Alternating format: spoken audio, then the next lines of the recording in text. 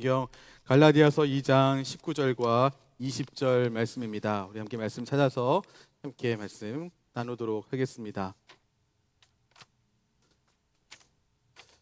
우리 2장 19절과 20절 저와 함께 같이 읽으시고 제가 한 번 더 봉독하도록 하겠습니다. 한번 같이 읽어볼까요? 시작. 내가 율법으로 말미암아 율법에 대하여 죽었나니 이는 하나님에 대하여 살려 함이라. 내가 그리스도와 함께 십자가에 못 박혔나니 그런즉 이제는 내가 사는 것이 아니요 오직 내 안에 그리스도께서 사시는 것이라. 이제 내가 육체 가운데 사는 것은 나를 사랑하사 나를 위하여 자기 자신을 버리신 하나님의 아들을 믿는 믿음 안에서 사는 것이라. 아멘. 제가 한 번 더 봉독하겠습니다. 내가 율법으로 말미암아 율법에 대하여 죽었나니 이는 하나님에 대하여 살려 함이라. 내가 그리스도와 함께 십자가에 못 박혔나니 그런즉 이제는 내가 사는 것이 아니요 오직 내 안에 그리스도께서 사시는 것이라. 이제 내가 육체 가운데 사는 것은 나를 사랑하사 나를 위하여 자기 자신을 버리신 하나님의 아들을 믿는 믿음 안에서 사는 것이라. 아멘. 오늘 함께 말씀 나눌 때 놀라운 은혜라는 제목으로 함께 하나님 말씀 나누도록 하겠습니다. 어린이집이나 유치원에서 선생님들이 아이들을 이렇게 돌보고 그럴 때 이렇게 눈여겨보는 항목 중에 하나가 이 아이들이 어느 순간 되면 착한 아이들인데 거짓말을 한다라고 한 겁니다. 마치 집에 가서 뭔가 얘기하면 자기 상상 속에서 있었던 이야기를 막 하면서 엄마한테 어떤 이야기를 하는데 선생님이 때렸다고 하질 않나, 선생님이 나만 밥을 안 줬다라고 하지 않나, 이런 얘기를 해서 엄마 아버지로 하여금 아주 당황스럽게 해서 막 쪼로로 달려왔는데 막 CCTV도 돌려보는데 그런 일은 전혀 없는, 아이들이 자라가면서 이렇게 없는 이야기들을 상상 속에서 만들어내기도 하는 이런 일들을 이렇게 봅니다. 오늘 말씀 2장 20절의 상반절 보면 바울 사도가 뭐라고 이야기하냐면 내가 그리스도와 함께 십자가에 못 박혔다, 이렇게 이야기합니다. 참 이 말은 참 특이한 말입니다. 왜냐하면 바울은 예수님께서 십자가에 못 박힐 때 함께 못 박힌 적이 없기 때문입니다. 그렇잖아요. 바울이 지금 내가 그리스도와 함께 십자가에 못 박혔다라고 이야기하는데 바울은 예수님께서 십자가에 못 박히실 때 그리스도인이었습니까? 아니었습니까? 아니었습니다.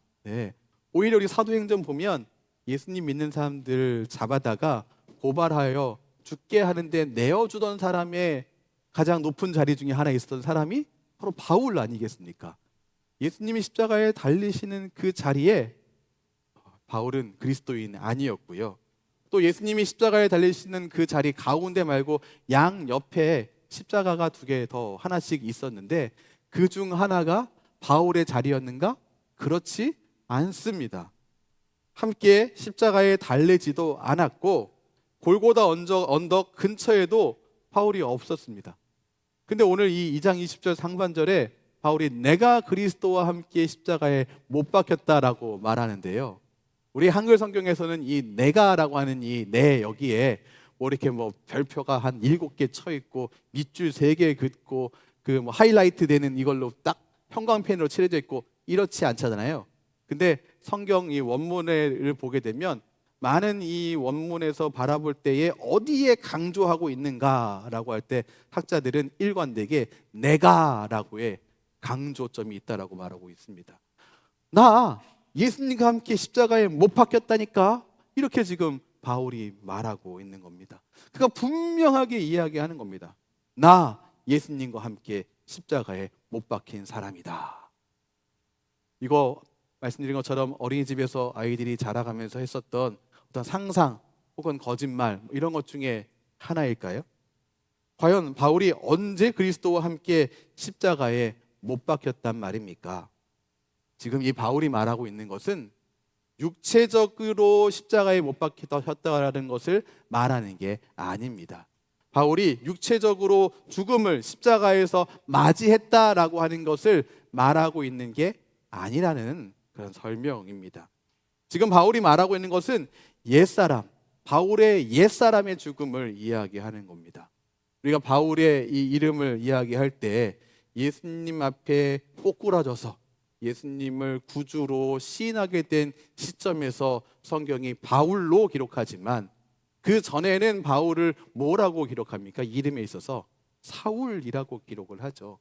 바로 이 사울은 이제 죽었다라고 하는 것을 이야기하는 거죠. 이전에 있었던 이 자신의 옛사람의 죽음을 이야기하는 겁니다. 예수님을 영접하는 것으로 인해서 주님이 그 안에 계시고 그가 주님 안에 계시기에 주님 안에서 연합되었다라고 지금 바울이 이야기하고 있습니다. 이렇게 주님과 연합하게 되었기에 바울은 옛사람을 따르는 사람이 아니고 옛사람을 벗어버렸다라고 말하는 겁니다. 어디에서요? 십자가에서 말입니다. 에베소서 4장 22절 말씀 이렇게 기록되어 있습니다. 우리 한번 같이 한번 읽어볼까요? 시작. 너희는 유혹의 욕심을 따라 아멘. 썩어져가는 구습을 따르는 옛사람을 벗어버리라 라고 말합니다. 이것을 벗어버리고 새 사람을 입으라라고 에베소서에서 바울 사도가 모든 성도들에게 권면하고 있는데 어디에서 이 옛사람을 벗어버렸는가? 십자가에서 벗어버린 겁니다. 어떻게 십자가에서 벗어버렸는가? 주님과 연합된 것을 통하여서 벗어버렸다는 것입니다. 이 연합이라고 하는 이 단어가 성경에서 말하고 있는 예수님이 말씀하시는 그 연합과 우리가 일반적으로 사용하고 있는 그 연합은 좀 다릅니다. 남전도회 연합 체육대회 이렇게 되면은 몇 개의 이 전도회들이 모여서 함께 한다라고 하는 그런 의미이죠. 지금은 고등학교 입시 시험을 보지 않지만 저 학교 갈 때에는 고등학교 입시 시험 봤거든요. 그때 그 시험의 그 이름이 연합고사였습니다. 그 무슨 연합인가 생각해 보면 그냥 전국에 있는 모든 그 고등학교 입시자들을 다 모아놓고 특정한 시간에 정해진 시간에 함께 보는 시험이다. 뭐 일제고사 이렇게 일시고사 이렇게 말할 수도 있겠지만 다 연합돼서 한다라는 의미로 아마 사용한 것 같습니다. 근데 성경에서 말하고 있는 연합은 그런 의미가 아닙니다. 주님이 내 안에 거하시고 내가 주님 안에 거하는 것, 그게 바로 연합입니다. 우리가 이렇게 연합되는 것을 통하여서 어떤 일이 일어나는가? 로마서 6장 5절 말씀에 이렇게 기록되어 있습니다. 만일 우리가 그의 죽으심과 같은 모양으로 연합한 자가 되었으면 또한 그의 부활과 같은 모양으로 연합한 자도 되리라. 우리가 예수님과 십자가에서 연합하게 됐는데 그 연합을 받아들인다고 한다면, 그렇다면 이 연합은 십자가에서의 연합으로 끝나는 것이 아니라 예수님의 부활에서도 함께 연합한다라고 말하는 겁니다. 그러니까 바울이 지금 이야기할 때 내가 십자가에서 예수님과 함께 연합하여서 십자가에서 죽었다라고 하는 이러한 이 고백은 바울만 할 수 있는 고백이 아니라 우리가 함께하는 고백입니다. 우리가 십자가에서 예수님과 함께 죽었습니다. 그리고 예수님과 함께 장사되었고 예수님과 함께 부활했으며 예수님과 함께 천국에 거하는 삶인 것입니다. 그게 바로 신자의 연합의 신비입니다. 성령 하나님의 사역을 통하여서 우리가 지금 이 시대 2024년의 4월 7일을 살아가고 있는데 그 2000여 년 전에 있었던 그 일이 나에게 지금 동일하게 적용되는 것이죠. 성령 하나님의 사역이십니다. 이 사역을 통해서 우리는 그리스도와 더불어 함께 십자가에 못 박혔고 함께 죽었고 함께 무덤에 장사되었으며 그리스도와 함께 부활하여서 그와 함께 천국에 거하는 겁니다. 그리스도와 연합한 모든 성도에 대하여서 하나님은 이 모든 것을 이미 완수하신 것으로 간주하십니다. 그러니까 이 말은 무엇이냐면 주님과 함께 죽은 사람은 주님과 함께 부활한다는 것이고 주님과 함께 죽은 사람은 주님과 함께 천국에 거한다라는 것입니다. 근데 희한하죠? 우리가 가끔 흔들릴 때가 있잖아요. 내가 구원받은 건지, 내가 과연 부활할래나, 내가 과연 천국에 갈 수 있을까라고 하는 그러한 이 걱정거리와 근심이 생길 때, 그때 이 말씀을 생각한다면 야, 나도 주님과 좀 연합했으면 좋겠다 이런 생각을 하기 쉬운데요, 우리가 이미 예수님을 나의 주인으로 고백한다면, 주님이 나의 주인이십니다. 우리가 예수님을 이미 나의 구원자라고 고백한다면 여러분, 이미 우리는 주님 안에 거하는 사람입니다. 주님이 이미 우리 안에 거하십니다. 우리는 이미 주님과 연합한 사람입니다. 예수님이 나의 구원자이심을 믿으십니까? 믿으시면 아멘 하시죠. 그렇다면 여러분은 예수님과 연합한 사람들입니다. 물론 우리에게 있어서 이 연합되어짐에 있어서 이미 이 부분을 약하게 느껴진다라고 하는 것은 다시 새로 연합하는 것이 아니라 주님과의 그 연합에 더욱 힘써야 할 필요가 있죠. 주님 안에 더 온전하게 거하기를 힘써야죠. 주의 말씀이 온전히 내 안에 거하기를 사모하며 그 길 가운데 힘써야 할 것은 여전히 남아 있습니다. 그러나 연합을 새롭게 해야 한다? 연합의 그 은혜를 누려라? 이것은 아닙니다. 이미 우리는 그 길 가운데 있습니다. 그리스도와 연합한 바울은 예수님과 함께 십자가에 못 박혔습니다.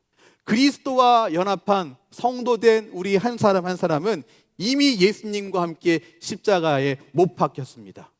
예수님과 함께 연합한 바울은 십자가에서 그 옛사람이 죽은 사람입니다. 율법을 따르던 바울은 죽었죠. 율법에 의해서 정죄되었던 성도 우리 한 사람 한 사람도 함께 그 자리에서 죽었습니다. 그리고 놀라운 일이 벌어졌는데 그것은 바로 더는 율법의 지배에 거하지 않게 됐다는 사실입니다. 갈라디아서 2장 19절 말씀에 이렇게 기록되어 있습니다. 내가 십자가에서 율법으로 말미암아 율법에 대하여 죽었나니 이는 하나님에 대하여 살려 함이라. 율법에 대하여 죽고 우리는 하나님에 대하여 살아난 사람들입니다. 살아가야 될 사람이죠. 하나님에 대하여 살아야 된다라고 하는 것은 로마서 6장 6절 말씀에서 바울 사도가 이 말씀을 조금 다르게 표현합니다. 뭐라고 말하느냐? 다시는 우리가 죄에게 종노릇하지 말아야 한다라는 말씀입니다. 우리가 이제는 옛사람이 십자가에서 못 박혀 죽었기 때문에 죄의 몸이 죽었습니다. 이제는 죄를 따르는 그 삶을 벗어 던지게 됐다는 것이죠. 예수님과 연합한 바울은 율법에 대하여서 죽고 하나님에 대하여서 살게 되었습니다. 그리스도께서 그 안에 살아있는 사람이 된 것입니다. 죄의 종노릇하지 않는 사람이 되었습니다. 바울이 주님과 함께 죽은 것처럼 주님과 연합한 우리도, 성도된 우리는 그 옛사람이 주님과 함께 십자가에서 죽은 사람들입니다. 주님과 연합되었다라고 하는 것은 참 놀라운 은혜입니다. 이게 왜 놀라운가? 그 연합이 왜 놀라운가? 생각하면 생각할수록, 발견하면 발견할수록 더 큰 은혜입니다. 그리스도 안에 있다라고 한다면 주님이 나누어 주실 수 있는 모든 것을 성도들과 나누어 주시기 때문입니다. 주님의 은혜를 우리와 함께 나눠주시죠. 주님의 그 죽음을 우리와 함께 나눠주셨죠. 부활도 함께 나누어 주셨죠. 하나님 나라를 우리와 함께 나눠주셨습니다. 천국을 우리와 함께 나누어 주셨습니다. 주님이 입으신 그 부활의 그 몸을 우리도 입게 하실 것입니다. 여기서 끝나지 않습니다.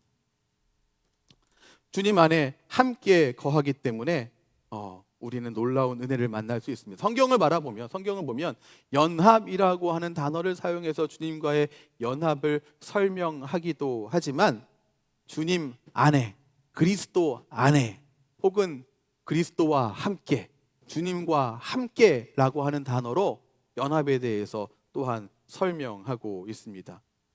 말씀 좀 몇 가지를 좀 빨리 말씀드리면, 그리스도 안에서 우리가 누리게 되어지는, 주님이 나누어 주시는 그 은혜가 무엇인지 잠깐 말씀 나누겠습니다. 갈라디아서 2장 17절 보면 그리스도 안에서 우리가 의롭게 된다라고 기록되어 있습니다. 고린도전서 1장 4절 말씀에 그리스도 안에서 우리가 은혜를 받는다라고 기록되어 있습니다. 연합된 자에게 말입니다. 로마서 3장 24절 말씀에 그리스도 안에서 우리가 속량을 받았습니다. 또한 에베소서 4장 32절의 말씀에서 그리스도 안에서 우리가 죄 용서 받았습니다. 로마서 8장 1절 말씀, 그리스도 안에서 정죄함이 없습니다. 로마서 6장 23절, 그리스도 안에서 영원한 생명을 얻습니다. 고린도후서 5장 17절, 그리스도 안에서 우리는 다 새로운 피조물이 되었습니다. 빌립보서 4장 19절, 그리스도 안에서 하나님께서 우리에게 필요한 모든 것을 주신다라고 기록되어 있습니다. 그리스도 안에 있는 것, 그리스도와 함께하는 것, 그리스도와의 연합은 놀라운 은혜이며 신비입니다. 우리를 십자가로 이끌어서 율법에 대하여서 죽게 하시고 하나님에 대하여서 살게 하시는 그 은혜, 주님이 나누어 주실 수 있는 모든 것들을 우리와 함께 나누어 주시는 은혜가 바로 그리스도 안에, 주님과의 연합 안에 있다는 사실을 꼭 기억하시기 바랍니다. 그리하여서 주님과의 그 연합에 그리스도 안에 거하시기를 더 힘쓰시고, 주님의 말씀이 내 안에 온전하게 거하게 되어지기를 더욱더 힘쓰시고, 주님 붙잡은 손을 더욱더 굳게 붙잡는 주님의 그 귀한 은혜 가운데 거하는 하나님의 귀한 자녀 되시길 주님의 이름으로 축원합니다. 예수님은 죽으시고 부활하셔서 그를 따르는 사람들, 그를 믿는 사람들, 주님과 연합한 사람들에게 새로운 정체성을 주셨습니다. 새로운 그 정체성, 그것은 갈라디아서 4장 5절부터 7절 말씀에서 확인할 수 있는데 바로 아들이 된 것입니다. 율법 아래에 있는 자들을 속량하시고 우리로 하여금 아들의 명분을 얻게 하셨습니다. 갈라디아서 4장 5절부터 7절 말씀에서 7절 보게 되면, 그래서 이후로는 네가 종이 아니요 아들이다 라고 기록되어 있습니다. 종에서 아들로, 종에서 자녀로 바뀌는 완전히 다른 정체성을 갖게 되었습니다. 십자가에서 죽고 다시 부활한 이 주님의 일하심이 우리에게 이 소중한 일들을 이루어 주셨다라는 것입니다. 그리스도의 죽음과 부활에 모두 참여한 우리는 그리스도께서 내 안에 살아계시는 사람, 연합한 사람이 되었습니다. 그리고 신분이 바뀌었습니다. 하나님의 자녀라는 이 신분, 그냥 말뿐이 아니고요, 신분이 하나님의 자녀로 바뀌었기 때문에 갈라디아서 4장 7절 말씀은 뭐라고 말씀하고 있냐면, 하나님으로 말미암아 유업을 받을 자다 이렇게 말하고 있습니다. 하나님의 유산인 하나님 나라를 상속받게 되었다는 것입니다. 우리 상속자인 거죠, 상속자. 네. 근데 이 일들을 향하여서 우리가 하나님의 자녀가 되었다라고 하는 것은 그 자녀답게 살아야 한다는 것을 우리에게 또한 권면하고 있습니다. 근데 이게 어느 날 갑자기 한 번에 짠 되는 게 아니더라고요. 어렸을 때 읽었던 어떤 동화 보니까 왕궁에 있었던 한 왕자가 그 왕궁 생활이 너무 심심했던 거예요. 너무 심심해서 어떻게 바깥을 나가고 싶은데 어떻게 우연히 이렇게 보니까 바깥에 있는 생활하고 있는 거지를 발견했는데 놀랍게 자기하고 똑같은 모습이었던 거예요. 그래서 너 나랑 옷 바꿔 입자. 그래서 밖에 나가서 이렇게 돌아다녔고, 뭐 거지는 왕궁 안에 있었다, 뭐 이런 동화를 봤던 게 기억납니다. 그 뒤에 내용들은 잘 기억이 나지 않지만, 근데 지금 이거 참 허황된 게, 그렇게 얼굴이 아무리 똑같다라고 하더라도 옷 바꿔 입는다고 그거 속을 사람이 어디 있습니까?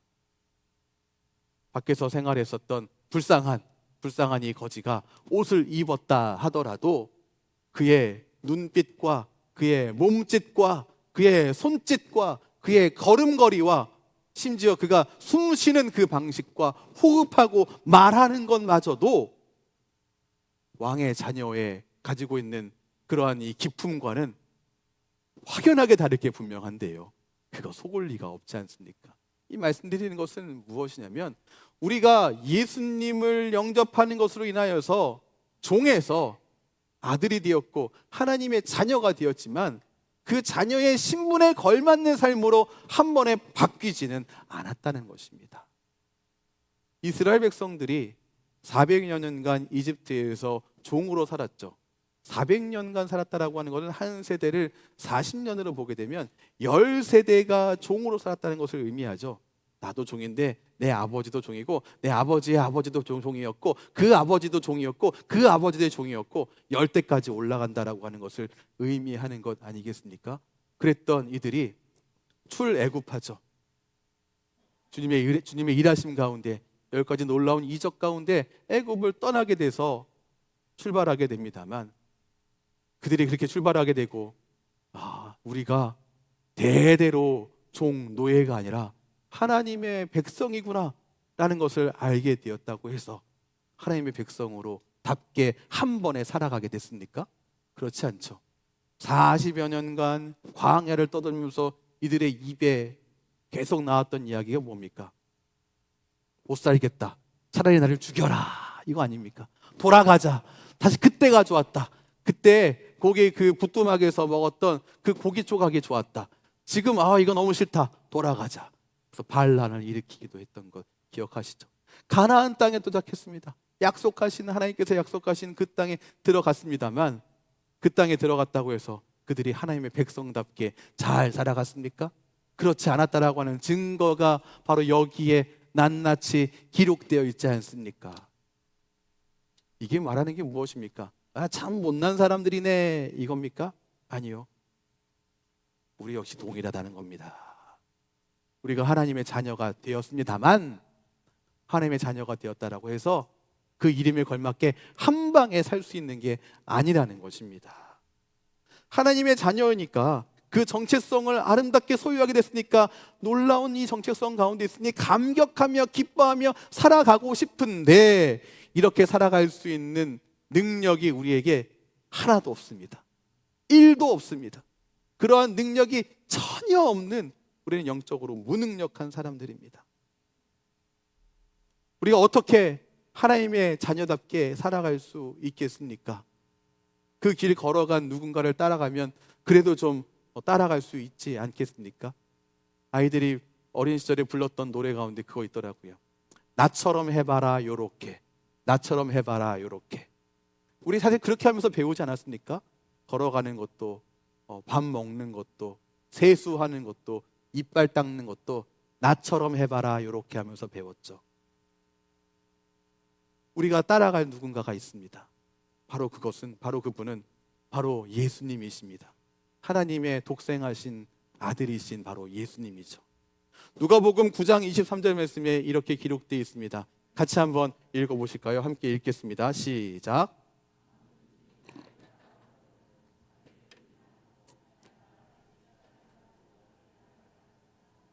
아멘. 아무든지 누구든지입니다.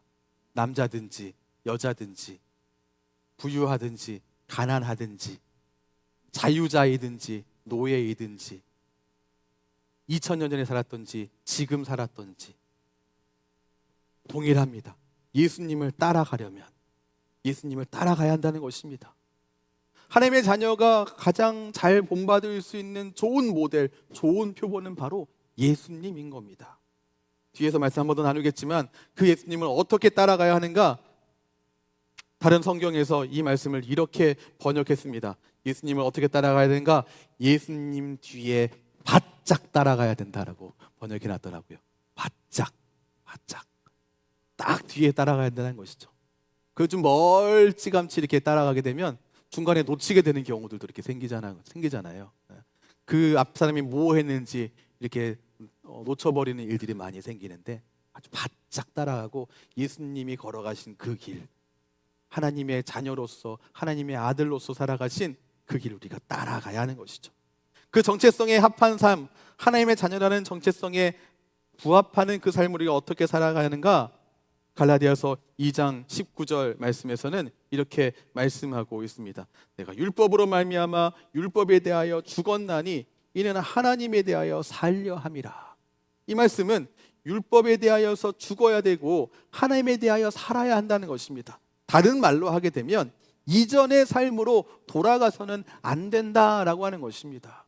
하나님의 자녀로서의 그 삶으로 살아가야지, 그때 죄 짓고 살 때가 좋았어, 다시 그때로 돌아가자 하면서 죄를 누리며 살아가는 그 삶이 아니라는 것이죠. 우리가 많이 불러왔었던 찬양 가운데 주님 뜻대로 살기로 했네라고 하는 간단한 가사로 되어 있는 찬양 있죠. 찬양 반복이잖아요. 주님 뜻대로 살기로 했네. 주님 뜻대로 살기로 했네. 주님 뜻대로 살기로 했네. 뭐 하지 않겠네? 뒤돌아서지 않겠네.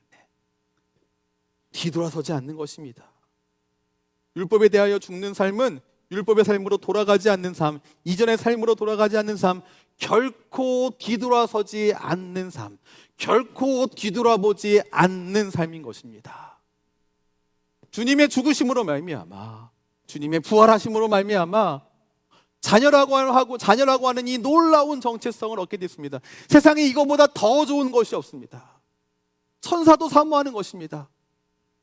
천사도 정말로 흠모하고 바라보는 것이죠. 나 이거 할 수 있다면 이 천사 관두고 하나님의 자녀 할래라고 하는 것이죠. 근데 희한하게 하나님의 자녀된 우리만 이거 별거 아닌데 이거 부끄러워합니다. 차라리 천사가 되는 게 좋았을 텐데. 엄청 잘못된 것이죠. 우리가 가지고 있는 게 얼마나 소중하고 얼마나 복된 것이고 얼마나 귀한 것인지, 이거 우리 얻기 위하여서 하나님이신 예수님이 이 땅에 오셨고, 하나님이신 예수님께서 이 땅에 오셔서 죽으시고 부활하셔야만 했습니다. 우리는 소위 말하는 얼마짜리 인생인가? 예수님짜리 인생이죠. 하나님의 아들로 인하여서 하나님의 자녀가 되었으니까 말입니다. 이 세상 사람들은 몰라줍니다. 야, 교회 가면 9원 준다고? 그러면서 막 비웃죠. 야, 내가 10원 줄게. 아니다, 내가 100원 줄게, 100원 줄게. 교회 가지 말고 나랑 같이 가. 이 세상 사람들은 몰라줄 게 분명합니다만, 그럼에도 불구하고 결코 뒤 돌아서지 말아야 한다는 것입니다. 세상을 향하여서 세상을 바라보며 살아가는 것이 아니라 세상을 등지고 주님을 바라보는 삶인 것입니다. 그런데 우리는 가다가 멈춰서서 주님을 등지고 저쪽을 향해 바라봅니다. 저쪽 소돔과 고모라를 바라보면서 저기 괜찮아 보이는데 저쪽에서 살고 싶은데. 하나님의 자녀로서 살아가게 되어지는 좁은 길, 험한 길, 이 길보다 사람들이 많이 다니며 저쪽에 화려해 보이는 소돔과 고모라를 사랑하고 그 마음에 품고 있는 이 안타까움들 말입니다. 이런 일들을 왜 우리가 경험하는 것입니까? 우리가 매일매일마다 그리스도를 따라가는 이 삶을 살아가야 하는 것이고, 하나님의 자녀다운 삶을 살아가야 하는 게 마땅한데, 또한 그런 마음을 좀 놓치지 않고 싶은데, 그런 생각이 없는 게 아닌데 왜 자꾸 그 생각을 놓치게 되는 것일까요? 왜 자꾸 우리는 흔들리는 걸까요? 왜 자꾸 죄의 유혹에서 자꾸 넘어지게 되는 걸까요? 놀라운 은혜가 분명히 가득하고 주님이 내 안에, 내가 주님 안에 거하는 놀라운 연합의 신비가 분명히 있음에도 불구하고 왜 자꾸 이런 일이 우리에게 생기는가? 흔들리고 엎어지고 뒤돌아보게 되는 일들 말입니다. 우리가 육신을 입고 있기 때문에 그렇습니다. 우리가 육체의 한계 가운데 있기 때문에 그렇습니다. 아무리 강건하고 건강한 사람이라고 할지라도 42.195km 마라톤 코스를 한 번 뛰고 또 이어서 두 번, 세 번 뛸 수는 없을 겁니다. 뛰다 보면 어떤 일이 생깁니까? 뛰다 보면 힘들다라고 하는 생각이 들어오고 걷고 싶은 생각이 들죠. 걷다 보면 다리가 점점 무거워지고 피곤해지니까 좀 서 있자라고 하는 생각이 들죠. 내가 좀 서 있다 다시 뛸 거야, 다시 걸을 거야, 이런 생각하겠죠. 서 있다 보면 어떤 생각이 듭니까? 저기 의자 있네. 자, 쉬는 김에 앉아 쉬자. 앉아서 쉬다 보면 어떤 생각 드나요? 눕자. 나 너무 힘들어. 눕다 보면요, 자자. 우린 그렇게 육신의 연약함 가운데, 육신의 지배 가운데 있는 사람들이 바로 우리 아니겠습니까? 우리에게 선한 마음, 하나님께서 주시는 그 기쁜 마음, 하나님의 자녀라고 하는 이 정체성대로 살아가자라고 하는 마음이 순간 있다 하더라도 순간 그 마음을 놓쳐버리게 되는 이유는 우리가 육신을 입고 있는 육신의 한계 가운데 있는 사람들이기 때문에 그렇습니다. 바울이 동일한 것을 고백합니다. 로마서 7장 21절부터 23절 보게 되면 이렇게 기록되어 있죠. 바울 사도에게도 선을 행하기 원하는 마음이 있지만 이 마음 안에 악이 함께 있다라고 말하고 있어요. 그러면서 이렇게 말합니다. 나의 속사람으로는 하나님의 법을 즐거워하는데 내 마음속에 또 다른 법이 있네. 죄의 법이 있네 라고 바울 사도가 고백하고 있다는 거예요. 바울 사도가 이렇게 고백하는데요, 우리도 고백할 수 있지 않겠습니까? 부끄럽지만 당당하게 고백할 수 있지 않겠습니까? 내 안에도 이 두 가지의 마음이 있다고 말입니다. 성도된 삶은 그렇기 때문에 매일 싸우는 삶입니다. 내 안에서의 이 싸움이 가득한 사람들이죠. 하나님의 자녀된 이 삶의 모범이신 예수님을 따라가는 것, 예수님을 따라가는 우리는 그리스도를 따르지 못하게 방해하고 있는 여러 가지들과 싸워내야 하고 버려야 합니다. 뭘과 싸워야 합니까? 죄의 욕망과 싸워야 합니다. 무엇을 버려야 합니까? 옛사람의 습관을 버려야만 하는 것입니다. 그래서 누가복음 9장 23절, 아까 보았던 말씀입니다. 다시 한번 말씀 한 번 더 같이 읽도록 하겠습니다. 누가복음 9장 23절, 저를 따라해 주시죠. 아무든지 나를 준비됐군요. 같이 읽어볼까요? 시작. 아무든지 나를 따라오려거든 자기를 부인하고 날마다 제 십자가를 지고. 아멘. 우리가 예수님을 어떻게 따라가야 하는가? 우리의 이 옛사람의 습관을 어떻게 벗어버려야 하는가? 우리가 이 죄의 욕망과의 이 싸움을 어떻게 이겨낼 수 있는가? 날마다 우리는 우리의 권리를 버려야 합니다. 매일마다 우리의 십자가를 지고 예수님 뒤에 바짝 붙어 있어야 합니다. 바짝 말입니다. 그렇게 살아갈 때에 하나님의 자녀다운 삶을 드디어 살아갈 수 있게 되는 것입니다. 매일마다 주님을 고백하며 매일마다 주님 앞에 나아가는 것이죠. 예수께로 매일마다. 요즘 학원은 매일마다 애들 가는 학원들이 별로 있지 않더라고요. 보통 월수금 화목도. 그래서 이전에 들어보니까 나는 학원을 한 3개를 다녀, 4개를 다녀, 5개를 다녀 막 이래가지고 그게 돼? 시간적으로 가능해? 왜냐면 하루에 5개를 다 다닌다라고 생각했던 거예요. 근데 알아보니까 어떤 거는 월수금, 어떤 거는 화목도, 어떤 거는 주말에, 어떤 거는 토요일 아침에 이런 식이더라고요. 그런데요, 우리가 주님을 따라가는 것, 주님 앞에 엎드리는 것, 주님 앞에 우리의 죄를 고백하며 주님 안에 거하기를 힘쓰며 내 안에 거해 주세요라고 주님 앞에 고백하는 것, 이것은 그렇게 띄엄띄엄 가서는 안 되는 겁니다. 13579 띄엄띄엄 월수금 화목토 평일반 주말반 이렇게 주님을 따라가거나 이렇게 주님을 의지해서는 안 됩니다. 매일의 삶 속에 때마다 일마다 매 순간마다 주님 앞에 엎드려야 합니다. 엎드려야 합니다. 습관적으로 의지적으로 주님 앞에 엎드리시는 주님의 귀한 자녀가 다 되시기 바랍니다. 그래야, 그렇게 살아가야만 비로소 우리가 하나님의 자녀다운 삶을 그나마 한 걸음 내디딜 수 있습니다. 그래, 어느 누구도 자신할 수 없어요. 나 그거 할 수 있어. 내가 신앙의 연조가 몇 년째인데. 어느 누구도 자신할 수 없습니다. 또한 우리는 그리스도 안에 있다라고 하는 것, 우리가 그리스도인이라고 하는 이 정체성, 하나님의 자녀라고 하는 이 정체성을 우선순위의 맨 꼭대기에 찍어놔야 합니다. 제일 꼭대기에. 3순위보다는 2순위, 2순위보다는 1순위가 우선순위가 높은 거죠. 1순위보다 더 높은 우선순위가 있잖아요. 몇 순위입니까? 0순위. 우리의 0순위, 우리의 정체성의 0순위는 하나님의 자녀라고 하는 0순위입니다. 그렇지 않으면 사도라고 해도 미혹됩니다. 베드로 사도가 미혹된 이야기. 베드로가 예수님 부활하기 전에 예수님 부인했었지만 예수님 부활하신 이후에 그가 놀랍게 회복되어지고 담대해진 것, 지난 오후 시간에 함께 말씀 나눴었는데요. 근데 그 이후에 베드로가요, 또 이 놀라운 은혜를 잊어버리고 미혹되는 사건이 발생합니다.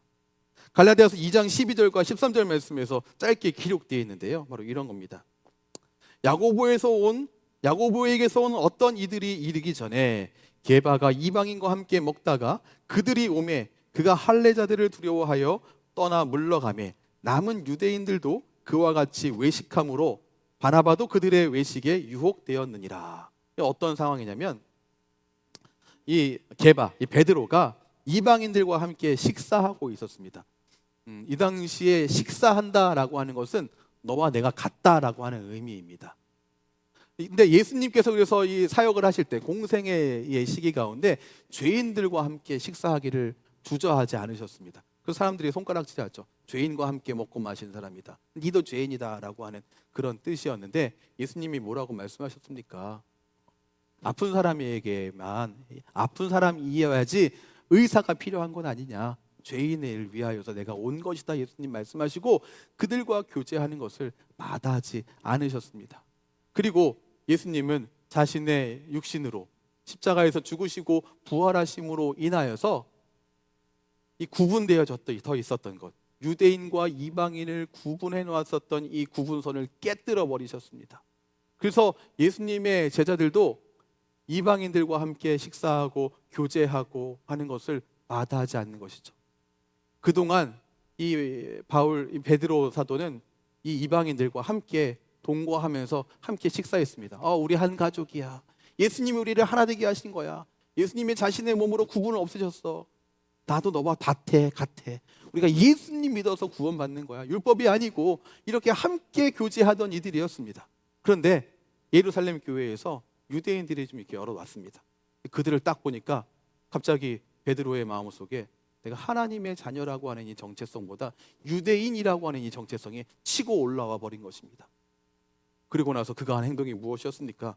12절 제일 마지막 보니까 그 할례자들을 두려워하여 떠나 물러갔다라고 기록되어 있어요. 거기서 박차고 나갔다는 거예요. 그 자리를 박차고 나갔다라고 하는 건 뭐냐면 중요한 메시지죠. 나는 너네랑 같이 있을 존재가 아니야. 우리는 한 가족이 아니야 라고 하는 그 의미밖에 되지 않습니다. 베드로가 이렇게 박차고 일어나자 어떤 일이 일어났습니까? 13절 말씀에 남은 유대인들도 그와 같이 외식했다라고 기록되어 있어요. 베드로 사도로 인해서 그렇군요. 예수님이 우리를 위해서 죽으신 것으로 인하여서 부활하신 것으로 인하여서 우리가 함께 교제할 사람들이 됐군요 라고 그것에 함께 고백하며 기쁨으로 동참했었던 다른 유대인들도 떠나버렸고요. 위로의 아들이라고 하는 저 인정받고 화평을 주는 바나바마저도 그들의 외식에 유혹됐다라고 오늘 갈라디아서 2장 13절 말씀이 말씀하고 있습니다. 우리 인생에 이렇게 연약한 존재입니다. 사도라고 해도 말입니다. 우리가 그리스도 예수 안에 있음으로 하나님의 자녀가 되었다라고 한다는 이것을 정체성의 영순위에 두었다 하더라도 이걸 치고 위로 올라오는 게 너무나 많이 있습니다. 우리는 이것을 놓쳐버리고 그것 가운데 엎어지는 경우가 너무나 쉽게 일어납니다. 요즘 밖에 보면 예쁜 꽃들이 참 많이 있죠. 많이 누리시기 바랍니다. 저 예쁜 것들도 비 몇 번 오고 비 한 번 오고 바람 불면 다 없어져 버릴 거 아니겠습니까? 우리도 잠시라도 긴장을 풀어버리면 그리스도인이라고 하는 이 정체성, 하나님의 자녀라고 하는 이 정체성 흔적 없이 사라져버리는 그런 연약한 존재입니다. 그렇다면 우리가 어떻게 살아야 됩니까? 새로운 정체성을 얻었다고 해서 그 정체성에 마땅한 삶을 자동으로 살아갈 수는 없게 된다라고 하는데 어떻게 우리가 이 삶으로 살아갈 수 있는가? 바로 주님 안에 거할 때이고 주님의 놀라운 은혜를 구할 때입니다. 왜냐하면 하나님은 성도에게 여전히 놀라운 은혜를 주고 계시기 때문에 그렇습니다. 데살로니가 후서 3장 16절 말씀 같이 한번 읽어보도록 하시죠. 함께 읽겠습니다. 시작.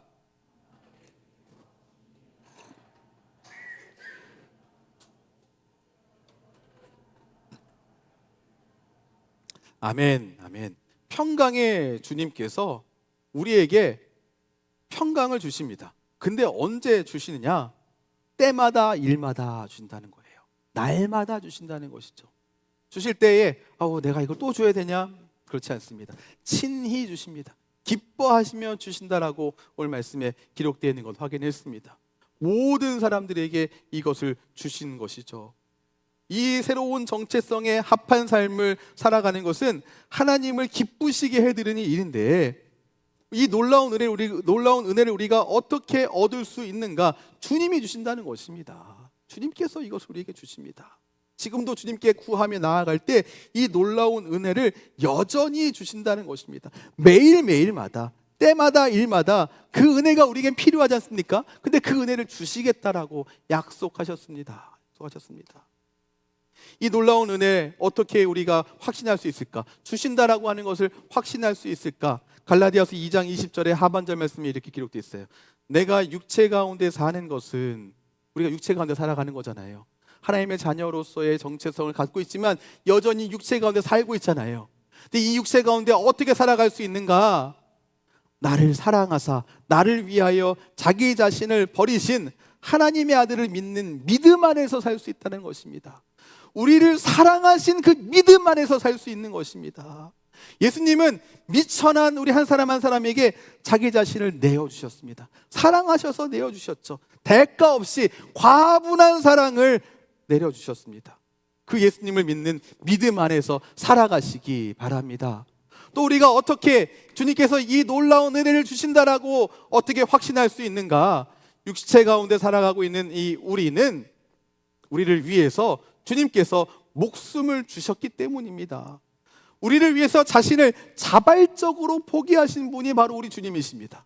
등 떠밀려서 죽으신 게 아니죠. 우스갯소리 가운데 그거 있잖아요. 물에 누가 빠져가지고 살려줘 사람 살려 이렇게 하고 있는데 갑자기 누가 퍽 뛰어들어가지고 그 사람을 구해왔다라고 하죠. 구해와서 와 멋있다고 막 박수치고 어떻게 이 사람을 구했습니까? 했더니 그 사람이 이렇게 얘기했대요. 누가 내 등 민 사람 누구야? 이렇게 얘기했다고 하잖아요. 예수님이 죽으신 게 등 떠밀어서 죽은 것입니까? 아니잖아요. 우리를 위해서 자발적으로 자신의 목숨을 드리신 분, 주신 분이십니다. 우리를 위해서 자기 목숨을 버리신 예수님을 믿는 그 믿음 안에서 우리는 확신할 수 있습니다. 우리가 그것 가운데 살아가야 하는 것이죠. 나를 사랑하사 나를 위하여 자기 자신을 버리신 하나님의 아들이신 이 예수님, 내가 그 예수님을 믿으며 살아간다. 그 예수님이 지금도 나에게 때마다 일마다 평강으로 함께 하신다. 놀라운 은혜를 주신다. 그 은혜가 있기에 우리는 새로운 정체성 안에 정체성으로 살아갈 수 있는 것입니다. 예수님은 지금도 그 놀라운 은혜를, 한없는 은혜를 여전히 베풀어 주십니다. 그러므로 그 사랑 안에 살아가시기를 주님의 이름으로 축원합니다. 그 은혜 안에 살아가시기 바랍니다. 그 보혈 안에 살아가시기 바랍니다. 그 능력 안에 살아가시기 바랍니다. 어쩌다 한 번이 아니고요, 매일매일마다, 때마다 일마다 그 사랑 안에, 그 은혜 안에, 그 보혈 안에, 그 능력 안에 거하시는 주님의 귀한 자녀가 다 되시기를 예수님 이름으로 축원합니다. 우리 함께 이 시간 찬양하겠습니다. 주 사랑 안에 서리라, 주 은혜 안에 살리라, 주 보혈 안에 살리라, 주 능력 안에 서리라. 함께 찬양하시고 우리 함께 기도하겠습니다.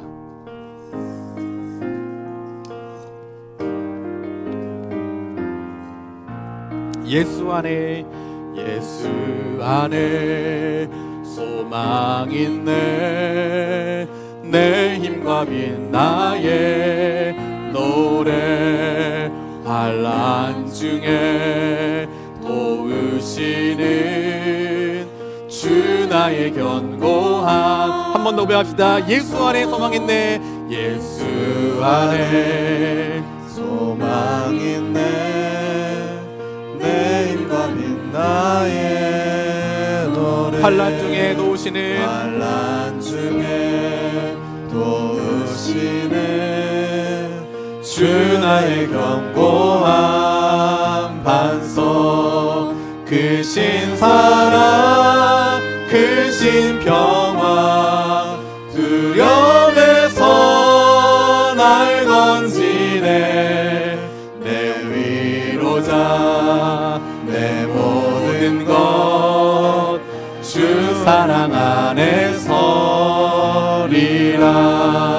완전하신 하나님이 우리와 같이 되셨네.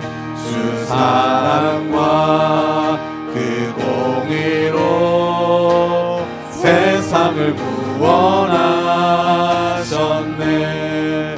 승리를 주 달리사 그 진노를 거두셨네.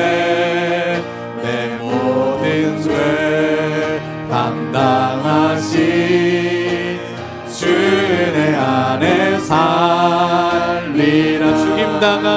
죽임당한 세상의 빛 어둠 속에 누이셨네. 영광스러운 그의 날에 무덤에서 부활했네. 승리하신 우리 주님 원수들을 물리쳤네. 나 주의 것, 주 나의 것, 주 보혈 안에 살리라. 주 예수의 능력으로 내 속에 두려움 없네. 내 속에 두려움 없네. 나의 사는 모든 순간 주께서 다스리시네. 주께서 다스리시네. 어느 것도 주 손에서 날 빼앗지 못하리라. 주 오실 날 기다리며 주 능력 안에서 주 오실 날 기다리며 주 오실 날 기다리며 주 능력 안에서 한 번 더 배합시다. 주 오실 날 기다리며 주 오실 날 기다리며 그 능력 마지막으로 한 번 더 고백합시다. 주 오실 날 기다리며 주 오실 날 기다리며 주 능력 안에서 리라. 우리 함께 이 시간 말씀을 기억하면서 함께 기도하겠습니다. 하나님의 자녀가 된 놀라운 은혜를 기억하면서 때마다 일마다 믿음 안에서 살아가도록, 때마다 일마다 주 사랑 안에서 살아가도록, 때마다 일마다 주 보혈 안에 살아가게 은혜 주시옵소서. 때마다 일마다 주 오실 날 기다리면서 주 능력 안에 살아가게 서게 하여 주시옵소서. 은혜 베풀어 주옵소서. 함께 합심하여서 기도하겠습니다. 함께 기도하겠습니다. 예수 그리스도의 보혈 안에 예수님의 죽으시고 부활하심으로 하나님의 자녀라는 새로운 정체성을 주신 주님, 그 주님의 뜻대로 살아가길 원합니다. 믿음 안에 살기를 주님 원합니다. 은혜 베풀어 주시옵소서. 주님과 연합하게 하신 이 소중한 이 은혜 가운데, 그 신비 가운데 거하게 하신 주님, 참으로 하나님 이 길 걸어갈 수 있도록 도와주시옵소서. 그 사랑 안에, 그 은혜 안에, 그 능력 안에, 그 보혈 안에 온전히 서게 은혜 베풀어 주시옵소서. 주님, 때마다 일마다 믿음 안에 서기 원합니다. 때마다 일마다 주님 주시는 그 평안 가운데 있기를 소원합니다. 육체의 한계로 인하여서 죄의 길 가운데에서 멈춰서지 않게 하시고, 세상을 등지고 주님 바라보게 하시고 결코 뒤돌아서지 않는 우리 모든 믿음의 권속되게 주여 은혜 베풀어 주시옵소서. 주여 베풀어 주시옵소서. 은혜 베풀어 주시옵소서. 예수님 이름으로 기도합니다. 하나님 아버지 감사합니다. 우리로 예수님과 연합하여서 그리스도인 하나님의 자녀라는 정체성을 주신 것 참 감사합니다.